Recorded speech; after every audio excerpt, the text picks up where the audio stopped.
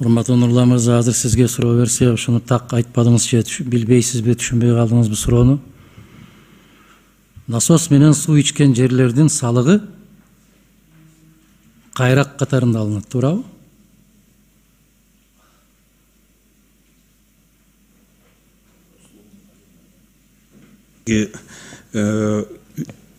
Кыргыз Республикасынын 2003 жылдын 9 октябрында номер 217 мыйзамына насос станциялары менен сугарылуучу жерлердин пайдалануучу айыл чарба субъектинин чыгымдарын компенсациялоо жөнүндө 3-чү беренесине ылайык насос станциялары менен сугарылуучу жерлерге бирдиктүү айыл чарба салыгы кайрак жерлерге бирдиктүү айыл чарба салыгынын өлчөмүнөн ашпагандай өлчөмдө белгиленет.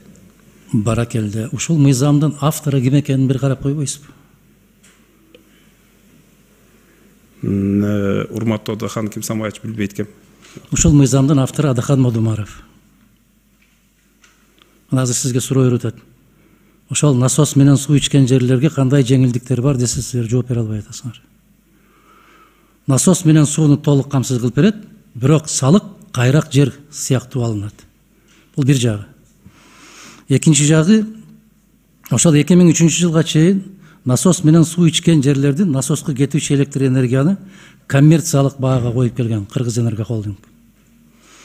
Биз ошону белгилүү бир мөөнөткө чейин, белгилүү бир даражага чейин, жана сиз айтып аткан 3 тыйындык, ушундай болот, андан ашып кетсе, андан кийин каралат деп баскыч менен кеткенбиз. Мына ушул мыйзамдарды так окуш керек да.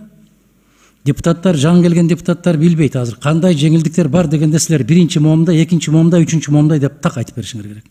Бизде Кыргыз Республикасында канча гектар жер ошол насос менен сугарылат? Канча гектар жер? Суу агенттигинин директору Сокеев Алмаз Себербекович жооп берип койсо. Биздин баланста 115 насос станцияга 58 000 гектар жер сугарылат. Ошол 58 000 гектар жер. Караңыз. 58 000 гектар жердин бүтүндөй бардык жеринен кайрак катары жыйналабы салык? Кандай дейсиз? Айтсаңыз. Өзү негизи сугат жерде бул. Негизи бул сугат жерде, кайрак эместе. Көрдүңүзбү?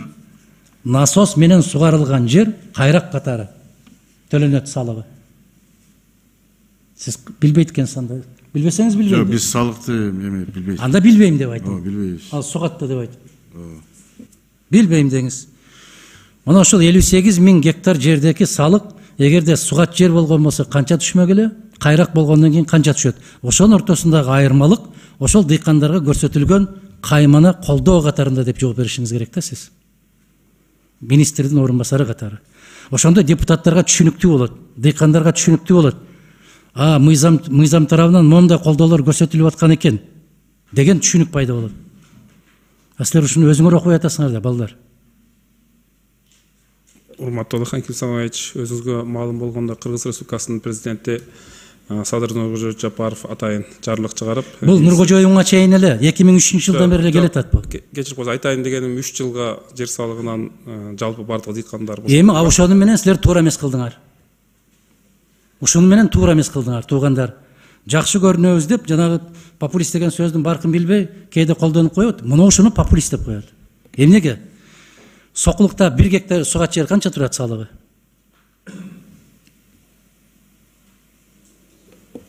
Эми урматтуу Адахан Кимсамаевич, мисалы ар бир жердин өзүнүн тарифтик сеткасы бар. Мен билем, айланайын. Мен сурап атам, конкреттүү сокулукту сурап атам. Бонитет.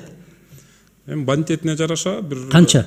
3000-ден 5000ге чейин болсо. Ассаламу алейкум. Барекелди азаматтар, айланайындар, ай. Узак жашагыла. 294 сомдун тегерегинде жыйналат 1 гектар жерден. Өзгөн району 264 сом ушунун тегерегинде болгон. Чыдасыңарбы?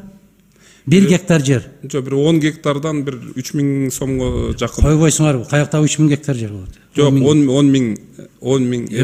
10 гектардан бир 3000ге жакын жер салыгы алынып жүргөндө жалпы республика боюнча мени менен талашпа, иним.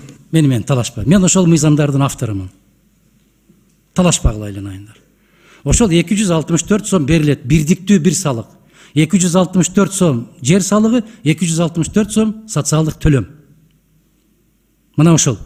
Эми элестеткиле.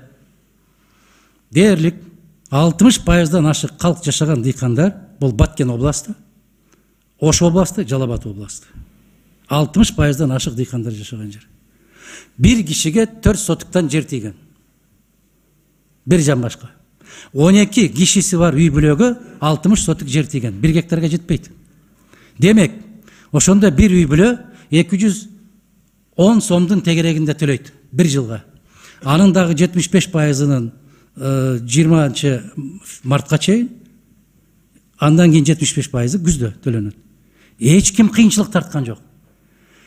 Мына силердин мактанып көкүрөк кагып аткан жер салыгынан бошотуп койдук дегениңер бүтүндөй жерди ээлеп алган көпөстөрдүн пайдасына иштедиңер силер. Ал жерден дыйкан бир тыйын пайда таппайт. Ага эч ким арызданган да жок, ага кыйналган да жок. Социалдык төлөмдөрүн эмне кылдыңар? Бир Кудайдын өзү билет.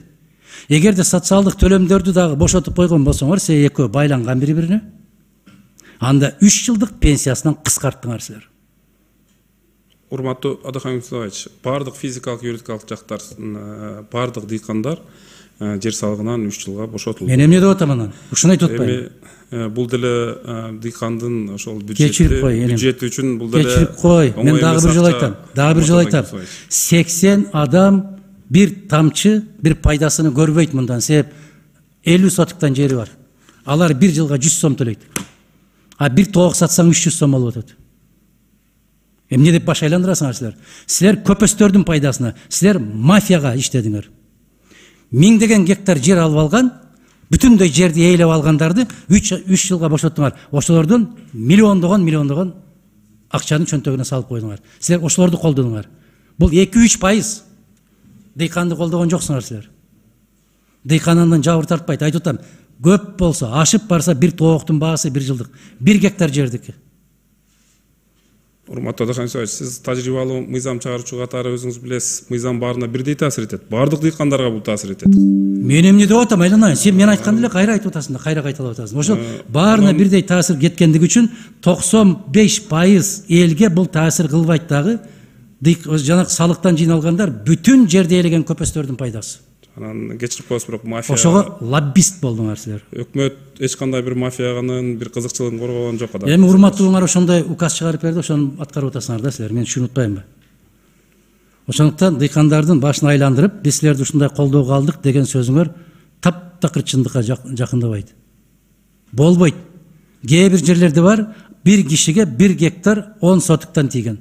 Кээ бир киши бизде мисалы өзгөндө Саламалик айыл өкмөтүндө 1 сотуктан да тийген эмес.